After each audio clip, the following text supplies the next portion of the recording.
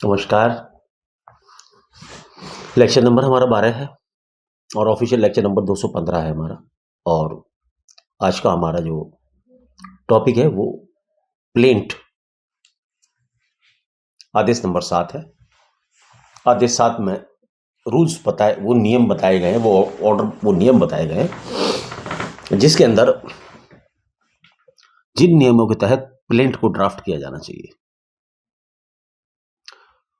वाद पत्र में अंकित की जाने वाली अंतर वस्तुएं एवं अन्य बातों के संबंध में व्यवस्थाएं संहिता के आदेश नंबर 7 में दी गई है। वाद पत्र वादी द्वारा या कहें वादी के बताए गए तथ्यों के आधार पर उसके अधिवक्ता द्वारा ड्राफ्ट किया जाता है और इसको जो परेशानी होती है, शुद्ध हिंदी में बोलता हूं, जो परेशानी होती है अर्थात जो उसे न्यायालय से आशा है या जो उसे रिमेडी चाहिए, रेमेडी मांगनी है, जिसे यहां अनुतोष वर्ड यूज करेंगे हम, जो उसे अनुतोष चाहिए न्यायालय से, उस अनुतोष की प्रार्थना की जाती है उस वाद पत्र के द्वारा। इसी को वाद पत्र, अर्जी दावा और प्लेंट भी कहा जाता है और इसी को सूट भी बोला जाता है। सूट, दावा, सूट। तो ये अध्याय 7 में बताया गया। मेरे पास इस समय कोई हाथ में वाद पत्र की कॉपी तो नहीं है, लेकिन मेरे पास एक रिवीजन पड़ी हुई है जो सिविल नहीं है, क्रिमिनल केस है, लेकिन फिर भी उस समय ये बताना चाहूंगा कि हमारा ड्राफ्टिंग कैसे होती है। ये मैं आपको पर्दे पे दिखाता हूं, जरा सा इसको देखना एक मिनट को। ये देख रहे हैं आप? वैसे देख लें एक मिनट को। इसको अब ये मान के चलो कि सबसे पहले इसके अंदर ये जो ऊपर वाली लाइन है, इस तरीके से न्यायालय का नाम लिखा जाता है। न्यायालय श्रीमान अपर जिला सिविल जज लिख दिया जाता है। तो यहां पर सिविल जज, मुंसिफ जज, जौन से न्यायालय में भी आपका जाना है, यहां इसमें लिखा हुआ निगरानी संख्या। आप निगरानी संख्या पर ना जाओ, यहां पे आपको डालना होता वाद संख्या। उसके बाद नीचे नाम डालना होता वादी का, इस जगह वादी का नाम, वादी, पिताजी का नाम, सन ऑफ, ये सारा एड्रेस उसका। एक वादी हो तो एक, दो वादी हो तो दो। उसके बाद ऐसे लिख दिया जाता है जिसमें लिखा बनाम। बनाम लिखने के बाद में नीचे डाला जाता प्रतिवादी का नाम। अगर एक प्रतिवादी तो एक, दो हो तो दो, तीन हो तो तीन। इस तरीके से ये एक ऊपर से प्रारूप तैयार होता है। फिर जैसे यहां तो विषय लिखा जाता है, उसको कुछ और ये करके लिख सकते हैं कि वाद का कारण क्या है, कि विषय करके, या किस सब्जेक्ट मैटर के लिए, क्या रेमेडी के लिए आप जो है, जैसे सूट फॉर स्पेसिफिक परफॉर्मेंस या सूट फॉर, मतलब जिस भी सूट को जो नाम देना चाहेंगे, जो भी वाद का नाम होगा आपको, जिसके लिए मान लो सपोज करो पैसा बरामदगी का है, धन वसूली का है, तो ये अलग अलग नाम होते हैं। वो जिस तरीके का हमारा है, अधिकतर इंजंक्शन वगैरह लिए जाते हैं और स्पेसिफिक परफॉर्मेंस एक्ट के सूट डलते हैं, या जो भी कारण होगा वो उसमें विषय में उसका लिख के और ऊपर वादी का नाम और प्रतिवादी का नाम लिखा। उसके बाद में फिर जो है इस तरीके से ही अपनी बातें उसमें सारी की सारी पैरावाइज पैरावाइज करके वो सारी बातें दी जाती है। लास्ट में आके उसका वेरिफिकेशन कर दिया जाता है और बिल्कुल लास्ट में आके निवेदन क्या है, प्रार्थना क्या है, ये सारी की सारी बातें उसमें कर दी। और साथ में जो उसके डॉक्यूमेंट दाखिल करने होते हैं, जैसे ये नकल है, ऐसा जो कुछ भी है, या दस्तावेज है कोई लगाना होता, वो सारे के सारे दस्तावेज वगैरह साथ में उसके लगा दिए जाते हैं। तो ये ऐसे एक वाद पत्र तैयार हो जाता है। इसकी 2 प्रति बनाई जाके इसे न्यायालय में दाखिल कर दिया जाता है, रजिस्ट्री उसके ऑफिस में या फैसिलिटेशन सेंटर पे। वो वहां से फिर न्यायालय के सामने धर दिया जाता है। आपको पता लग जाता किस डेट पे आएगा, आप वहां पहुंचे, अपना वाद दायर करके उस पर उस जवाब करें। तो ये बातें तो मेरी पहले वीडियो में बताई गई थी। अब जरा सा यहां बताने की कोशिश करूंगा कि वाद के कंटेंट्स क्या होते हैं, वाद में होना क्या क्या चाहिए। ये 7 आदेश तो 7 बहुत दूसरी तरीके की बातें बताएगा, लेकिन वो पहले मुझे वो आपको बतानी चाहिए कि वाद के अंदर क्या क्या आना चाहिए। ये भी बताएगा, मैं भी बताऊंगा आपको। तो फिर इसको पहले ये समझाने के बाद में फिर मैं आपको क्लियर करूंगा।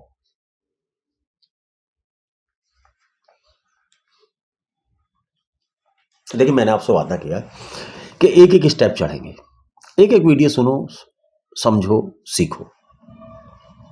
अगर आप सोचो कि सारी की सारी सीआरपीसी एक दिन में समझ जाओगे, नहीं समझेंगे। पहले वीडियो सुनो, वीडियो के बाद बेयर एक्ट उठाओ,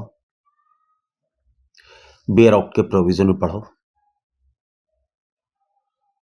कोई किसी कचहरी में जाके एक पुराना टाइपिस्ट जो बैठे रहते हैं उनसे कहे भाई कोई भी वाद पत्र की एक ड्राफ्ट हुआ हमें दे दे, क्योंकि जिसमें सारी चीज लगी हूँ, एफिडेविट वगैरह सब लगे हों, वो कोई वाद पत्र की एक हमें ड्राफ्ट दे दे, किसी अच्छे वकील साहब का दे। उस वाद पत्र को लाकर पढ़ो। देखो, जिन ढूंढा तिन पाइयां गहरे पानी पैंठ, इस संसार में मिला उसी को जिसने कोशिश की है। जो कमरे में बैठ के सोचता है कि सब कुछ मिल जाएगा, मिलेगा कचहरी से।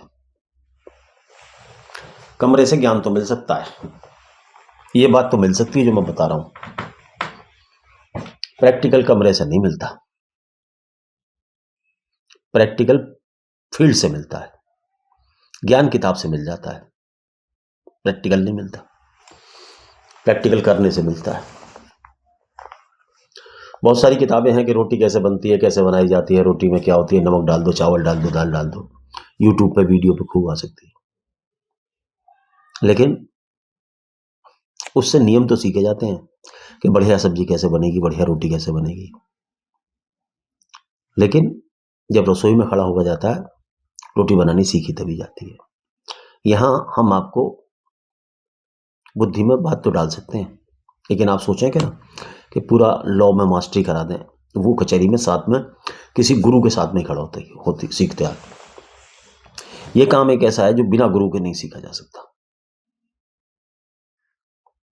हाँ, इसमें यह है कि एक गुरु तो ऐसा होगा जैसे मैं आपको सिखा रहा हूं, कोई आप कोशिश कर रहा हूं, और एक वो जो कोर्ट में आपको ले जाकर खड़ा करे, जिसके आप चक्कर लगाएं और वो आपको घुमा घुमा के सिखाए, तो घूम के सीखते हो, सुख होगा ऐसे कचहरी में।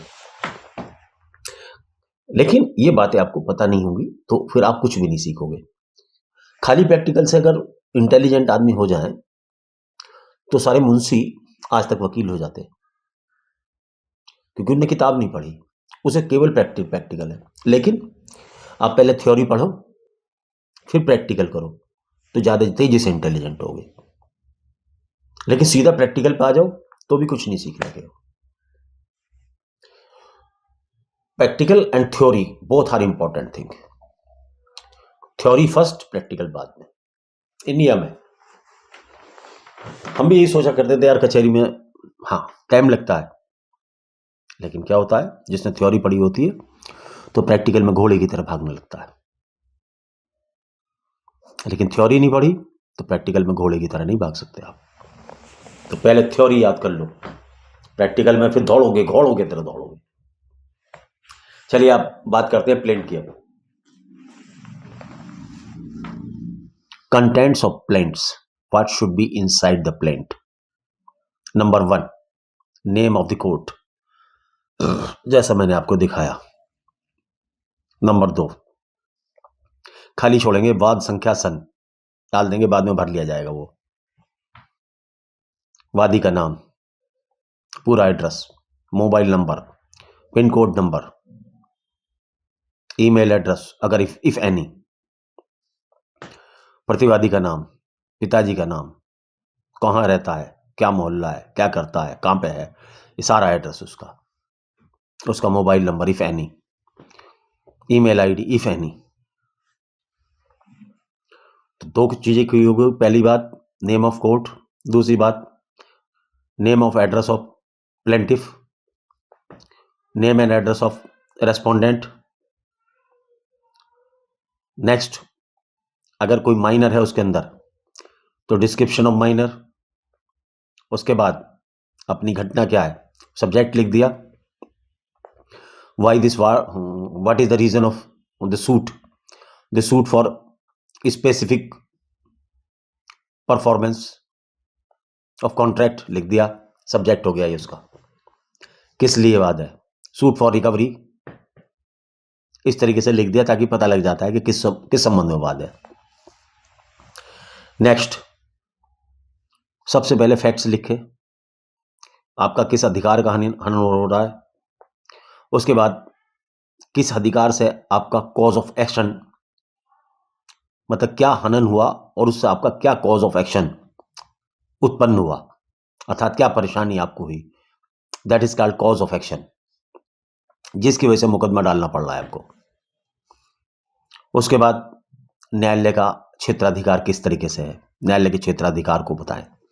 उसके बाद लिमिटेशन, क्या मुकदमा टाइम बार्ड तो नहीं है। देखिए लिमिटेशन एक्ट 1963 आप पढ़ेंगे तो आपको पता लगेगा कि कोई भी मुकदमा विद इन टाइम आ जाना चाहिए। हर मुकदमे का टाइम डिसाइडेड है। अगर मान लो आपने किसी को पैसा दे रखा 5 लाख रुपया, तो आपको उसे 3 साल के अंदर या तो मुकदमा ले लेना चाहिए या 3 साल के अंदर उससे पैसा वापस ले लेना चाहिए। अगर 3 साल में पैसा नहीं आता है तो आपका पैसा डूब जाएगा, और 3 साल के बाद आप मुकदमा डालेंगे तो मुकदमा आसानी से नहीं डल सकता, बल्कि आपका टाइम बार्ड हो जाएगा। तो limitation is a important factor to mention in the plaint that the suit is within limitation, ये एक्सप्लेन करना जरूरी है। उसमें क्या रिलीफ आपने मांगा है, वाद का खर्चा, उसका जिक्र कि भाई वाद का खर्चा।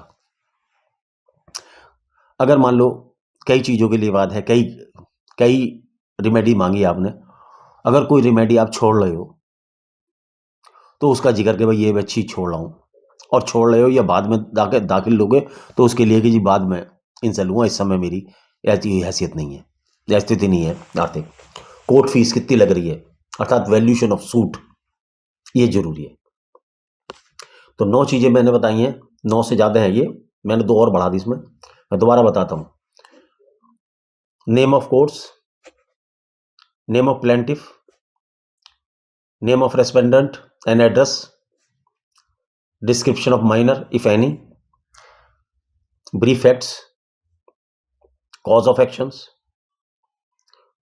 jurisdiction of the court, limitation if any, what relief sought, set off और छोड़े गए दावों की स्थिति, क्या छोड़ा, valuation of suit for the purpose of the court fees, तो वैल्यूएशन ऑफ सूट। उसके बाद verification of the suit. These are basic and fundamental rules and requirement for every plaint. You should mention all these 11 things in your plaint. स्पष्ट, साफ और झूठ नहीं लिखो। मुकदमे झूठ के लिए भी डाले जाते हैं, ये नहीं मैं कहता, लेकिन मैं झूठ नहीं सिखाता, ना झूठ का व्यवहार करता हूं, ना झूठ का व्यापार करता हूं। ज्यादा दिन नहीं चलता, बेईमानी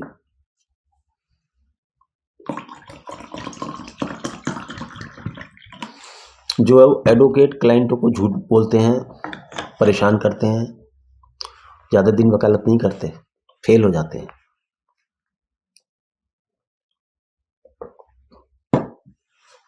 और हराम की कमाई सीधे हरम में जाती है। इसलिए पैसा मेहनत का कमाना है, भले ही ठीक है हमारा प्रोफेशन है वकालत, लेकिन धोखाधड़ी, छल कपट नहीं, ना न्यायालय से। और जज साहब के सामने तो बिल्कुल ऐसा होना चाहिए कि ये लगे कि हाँ ये छवि, अच्छी छवि के वकील है। देखिए अगर आप कोर्ट से रेमेडी लेना चाहते हो तो कोर्ट को ये विश्वास होना चाहिए कि वकील साहब निहायत ही शरीफ आदमी है।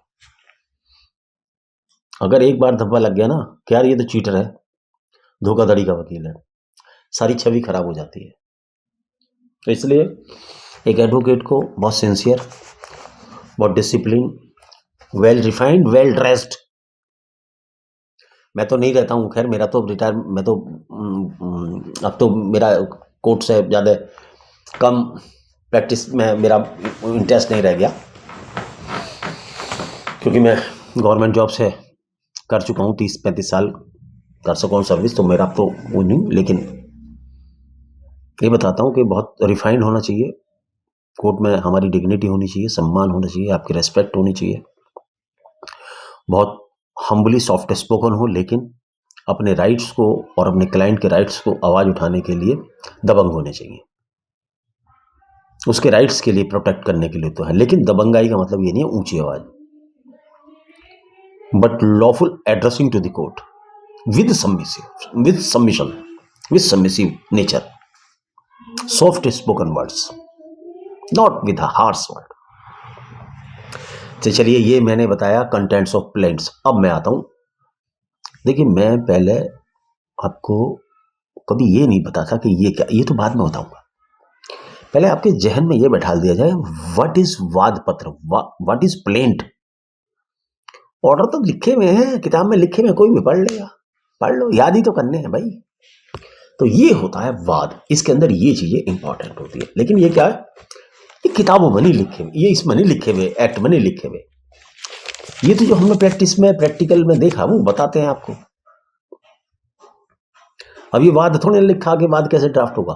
तो आपसे कहता हूं कि ड्राफ्टिंग की बुक्स ले लो, और कोई सिविल लॉयर्स की बुक लो, जो सिविल, क्रिमिनल की ड्राफ्टिंग भी आती है, सिविल की ड्राफ्टिंग की बुक्स भी आती हैं, इन्हें लो, इन्हें पढ़ो। अच्छा, एक बात बताता हूं, आपने एक बार एक वाद डाल दिया ना, डाल गया, फिर आगे चलता रहेगा आपको, फिर कोई दिक्कत नहीं है। एक सबसे बस एक प्लेंट की दिक्कत है बस। अब आते हैं, स्टार्ट करते हैं इसको, 7 को।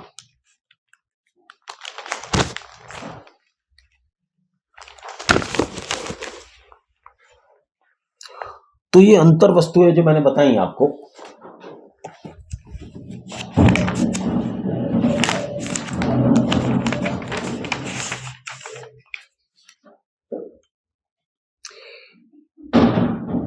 ऑर्डर 7 ये कहता है,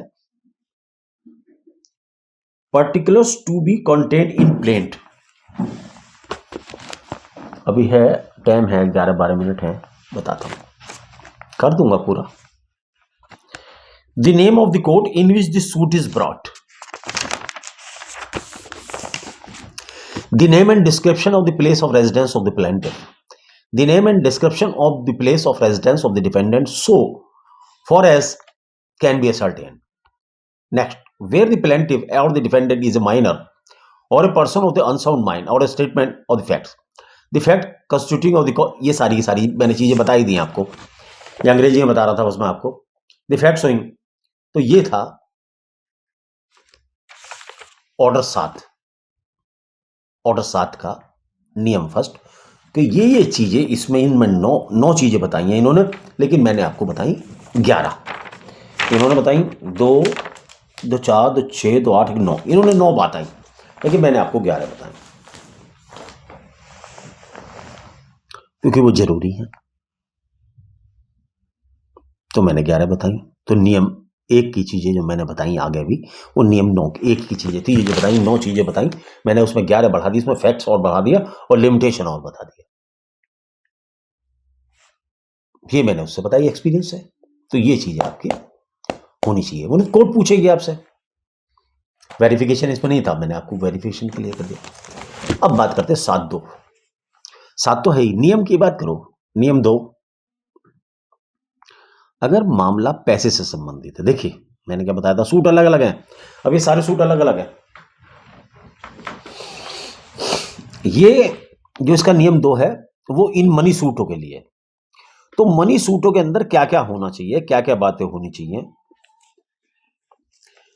ये एक्सप्लेन करता है। मैं इसे शॉर्ट में बताऊंगा, इसमें बहुत लंबा लिखा हुआ है, फिर हम किसी भी स्थिति में इसको नहीं कर सकते।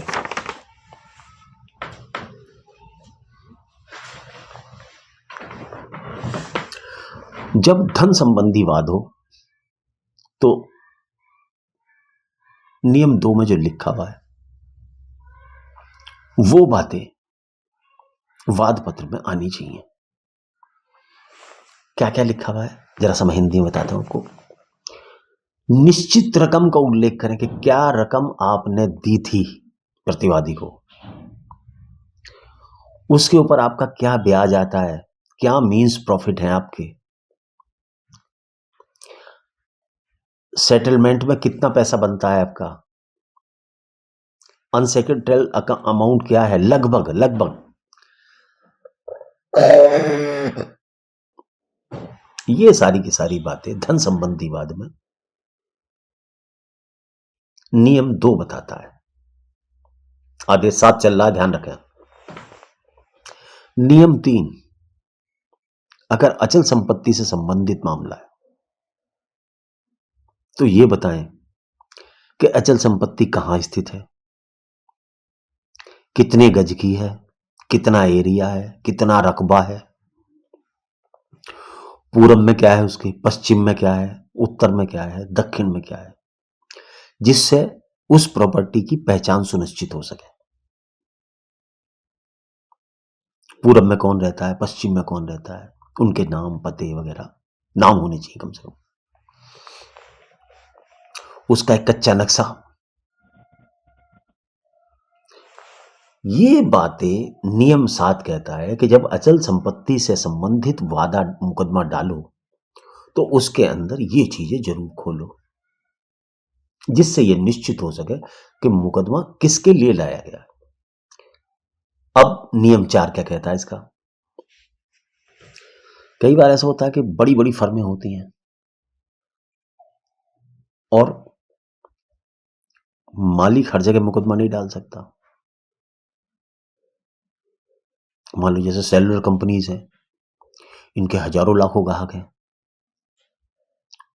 तो ये किस किस पे मुकदमा डाले, मालिक तो नहीं आ सकता, मालिक तो अमेरिका बैठा है। तो रिप्रेजेंटेटिव नेचर में सूट डाले जाते हैं, उनको अटॉर्नी बनाया जाता है और उनको एक ऑथोरिटी लेटर दिया जाता है कंपनी की तरफ से। तो रिप्रेजेंटेटिव सूट में वो लेटर रिप्रेजेंटेटिव के पास होना चाहिए, तभी वो मुकदमा डाल सकता है, और वो हमारे वाद का आधार भी होना चाहिए, वाद में हमारा जिक्र होना चाहिए उसका। तो ये 4 जो है नियम 4 प्रतिवादी प्रतिनिधि वादों की बात करता है, रिप्रेजेंटेटिव केस के। नंबर 5, नियम 5, प्रतिवादी ने आपके साथ क्या किया है, उसे क्या करना चाहिए था और उसने क्या दर्शाया, क्या किया है आपके साथ में, अर्थात क्या अन्याय किया है, आपके किस अधिकार का हनन किया उसने और उसे क्या करना चाहिए था। ये बात आपको अपने प्रतिवाद पत्र वाद पत्र में देनी चाहिए। वाद पत्र में ये बात आपकी आनी चाहिए। 6, जो नियम मानी बताया वो अब आ जाएगा, देखिए नियम 6 क्या है वाद का। मर्यादा विधि में छूट के आधार, अगर मामला लिमिटेशन एक्ट के बाहर है, लिमिटेशन एक्ट अर्थात क्या आपने उस समय अवधि के अंदर मुकदमा डाला जिसमें डाला जाना चाहिए था, तो इसलिए मुकदमा डालने से पहले ये 1961 का 63 का लिमिटेशन एक्ट है और पढ़ लो। मर्यादा विधि में छूट का अधिकार, इसमें अधिकतर 3 साल की अधिकतर सजा है, 3 साल तक की लिमिटेशन है मैक्सिमम केसेस में, और कुछ प्रॉपर्टी के विवादों में 12 साल तक का लिमिटेशन है। ये वहां से पता लगेगा। वसीयत वगैरह के मामले में प्रॉपर्टीज के 12 साल का भी अनुभव दे देती है छूट को, लेकिन मैक्सिमम 3 साल है, मिनिमम 3 साल है, क्या अधिकतर केसों में 3 साल है। मर्यादा विधि में यदि कोई छूट मांग रहे हो तो नियम 6 का पालन करना पड़ेगा, बताना पड़ेगा कोर्ट को डिले के क्या कारण है, डिले कंडोन कराना पड़ेगा, जैसे आपको एप्लीकेशन भी लगानी पड़ेगी वाद पत्र के अलावा separate.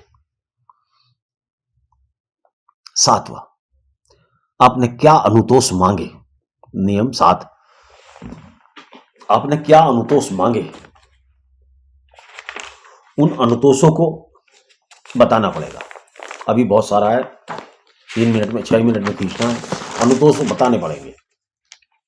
What remedies are required and what remedies are short.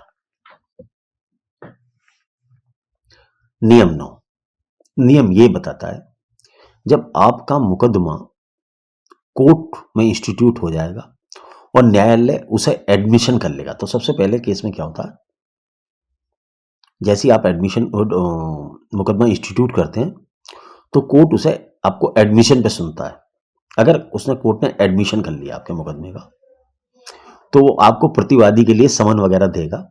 तो वो आपको समन तामील वगैरह कराने हैं, या वो बताएंगे कि कैसे आपको तमील कराने हैं। तो समन वगैरह के प्रारूप आपको बता दिया जाएगा, फिर वो आपको समन वगैरह की प्रोसेस करना। तो पहले आपके केस का एडमिशन होगा, और एडमिशन के बाद समन तामील वगैरह का प्रक्रिया सेक्शन 9 सॉरी नियम 9 बताता है। 10 क्षेत्राधिकार। तो सबसे पहले जब आप प्लेंट डालोगे तो न्यायालय, मैंने आपको बताया था जुरिडिक्शन, तो नियम 10 के तहत न्यायालय सबसे पहले ये देखेगा कि जुरिडिक्शन क्या है। अगर उसको जुरिडिक्शन लगेगा कि इसका जुरिडिक्शन नहीं है उसका सुनने का, तो वो आपको मुकदमा आपका वापस कर देगा।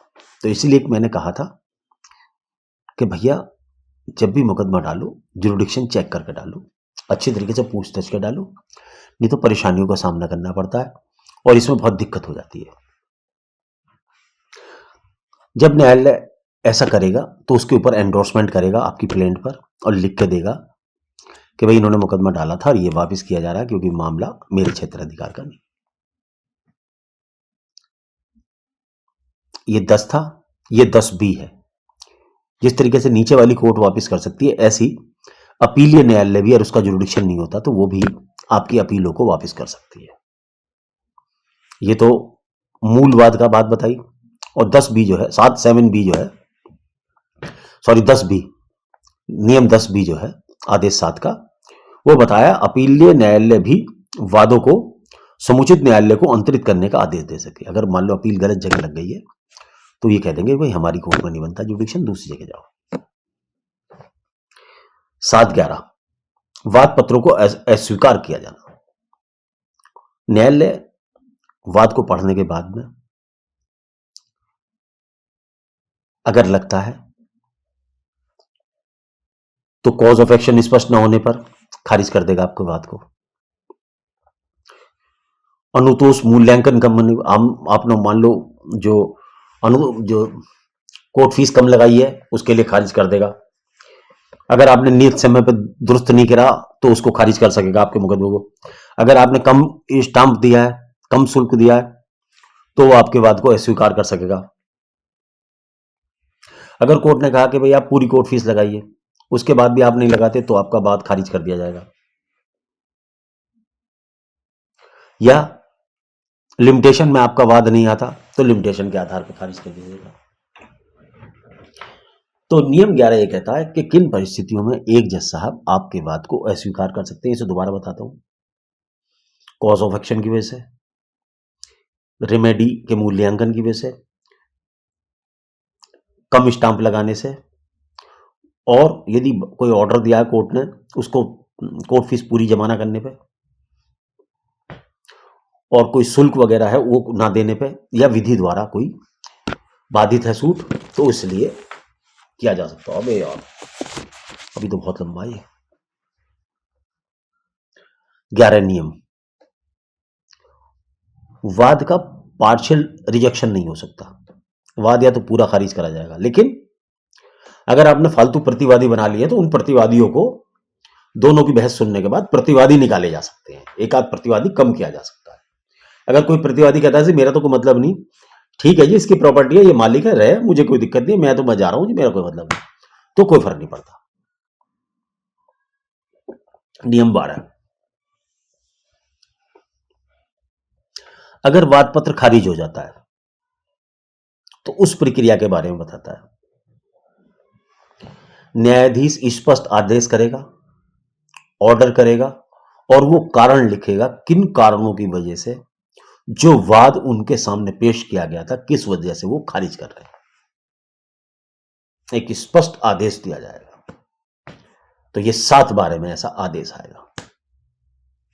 7-13 आप चाहें तो सही करके दुरुस्त करके उन कमियों को दुरुस्त करके नया वाद भी ला सकते हैं। ये नहीं कि आप नया वाद नहीं ला सकते। अगर आप उन कमियों को दुरुस्त कर देते हैं तो नया वाद भी ला सकते हैं। 7-13 7-14 नियम 14, ये 14 से 18 तक के जो नियम है वो बता देता हूं क्या है। ये टाइम भी पूरा हो गया ना, तो पूरा एक प्लेंट पूरा हो जाएगा आपका। वाद के साथ दस्तावेज सूची के साथ दाखिल किए जाएंगे। दस्तावेज दाखिल जब किए जाते हैं तो उनके साथ एक सूची लगती है, रुपए 1.5 रुपए का फार्म आता है, उस सूची में लिखा जाता है कि क्या दस्तावेज आप पेश कर रहे हैं। जो दस्तावेज वादियों के कब्जे में नहीं है, अगर जो आपके कब्जे में नहीं है, अगर आप मुकदमा लिख रहे हैं तो ये जिक्र करो कि वो किसके कब्जे में, ये प्लेंट में ही आना चाहिए। यदि आप दस्तावेज पेश नहीं कर रहे हो तो ये लिखो कि ये दस्तावेज साक्ष्य के समय पेश कर दिए जाएंगे, ये सूचना वाद में दो और अनुमति लो न्यायालय से जी, और वाद के साथ अननेसेसरी डॉक्यूमेंट नहीं लगाए जाएंगे। अर्थात वाद के साथ केवल और केवल जेन्युइन रिक्वायर्ड डॉक्यूमेंट लगाए जाएंगे, अननेसेसरी कुछ भी उसके साथ वजन नहीं बढ़ाया जाएगा। तो यहां मेरा टॉपिक खत्म होता है। नमस्कार करता हूं मैं आप सबको बहुत धन्यवाद के साथ कि आप सुनते हैं मुझे, और ऐसा नहीं है मुझे लोग वीडियो सुनी जा रही हैं, देखी जा रही है, मुझे यही सेटिस्फेक्शन है कि लोग देख रहे हैं, सुन रहे हैं और कुछ सीख रहे हैं। तो अगला टॉपिक क्या होगा, होना क्या है, रिटन स्टेटमेंट होगा अगली डेट पर। नमस्कार।